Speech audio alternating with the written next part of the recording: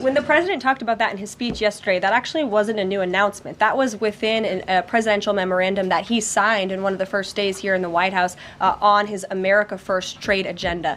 So there's more details on those tariffs in there. As far as a date, I don't have a specific date to read out to you, but the president is committed to implementing tariffs effectively, just like he did in his first term. Today, we talk about a heated exchange during a White House press conference between Trump's press secretary, Karoline Leavitt, and NBC's Peter Alexander. They debated Trump's mass deportation plans and the criteria for targeting undocumented immigrants, with Leavitt defending the policies and Alexander raising concerns. The exchange highlights the ongoing controversy over immigration reform. Before we dive in, make sure to like and subscribe. Just watch this. Peter. Caroline, I can ask you very quickly, just following up on the question on immigration first. President Trump, during the course of the campaign in 2024, said the following about illegal immigration. He said, they're going back home where they belong, and we start with the criminals. There are many, many criminals. NBC News has learned that ICE arrested 1,179 undocumented immigrants on Sunday, but nearly half of them, 566 of the migrants, appear to have no prior criminal record besides entering the country illegally. Is the president still focused exclusively, which is a civil crime, it's not criminal? It's a federal crime.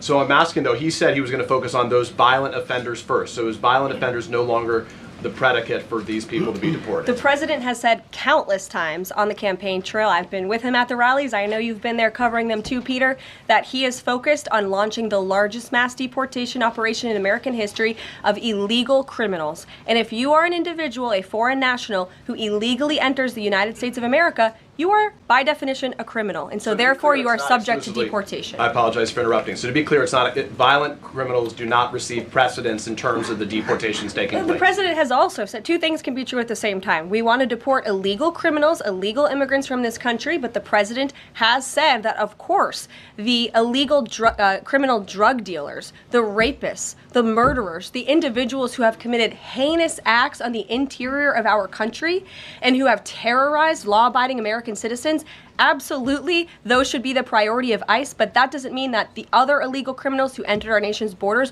are off the table. Understood. Then let me ask you a separate question about the confusion that still exists across the country right now as it relates to the freeze or the pause as it's described.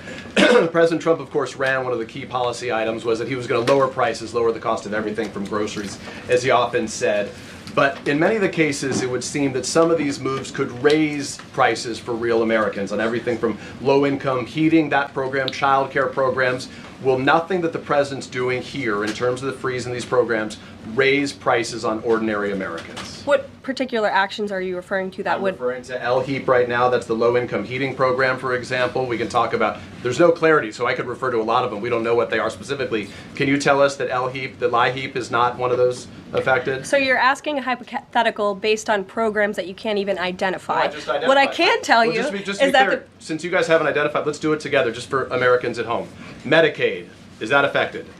I gave you a list of examples: Social Security, Medicare, welfare benefits, food stamps that will not be impacted by this federal pause. I can get you the full list after this briefing from the Office of Management and Budget. But I do want to address the cost cutting because that's certainly very important and cutting the cost of living in this country. President Trump has taken historic action over the past week to do that.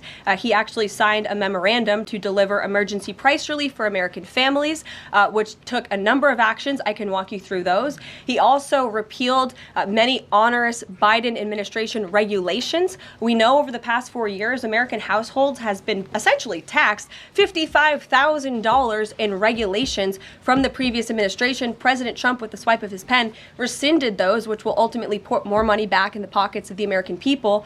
So deregulation is a big deal. And then when it comes to energy, I mean, the president signed an executive order to declare a national energy emergency here at home, which is going to make America energy dominant. We know that energy is one of the #1 drivers of inflation. And so that's why the president wants to increase our energy supply to bring down costs for Americans. The Trump energy boom is incoming, and Americans can expect that. Please share that out. Thank you. Caroline, I think some of the confusion may be here with this pause on federal funding. You've made it clear you're not stopping funds that go directly to individuals, but there certainly are lots of organizations that receive funding and then may pass along a benefit. Meals on Wheels, for one.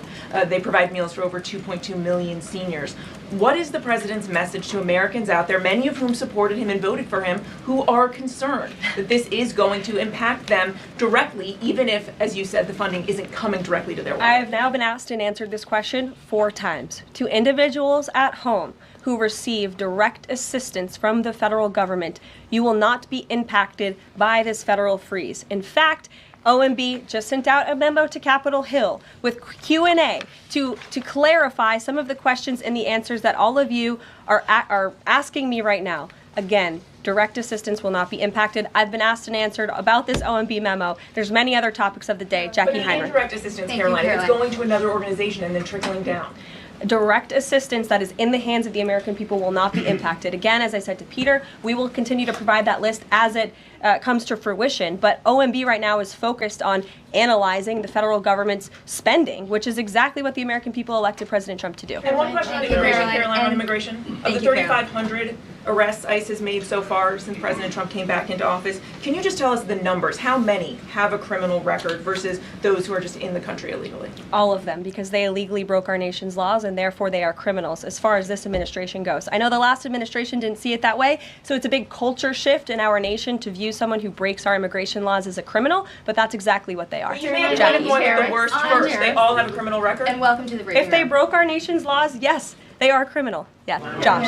Thank you for the question. I appreciate it. Can you give us an update on the president's plans for his tariff agenda? He spoke a lot about this yesterday, and there's a couple of dates coming up that he's spoken to. Number one, February 1st, he's alluded to both the potential for tariffs for Canada and Mexico, but also China to take effect on those days. What's he thinking about that?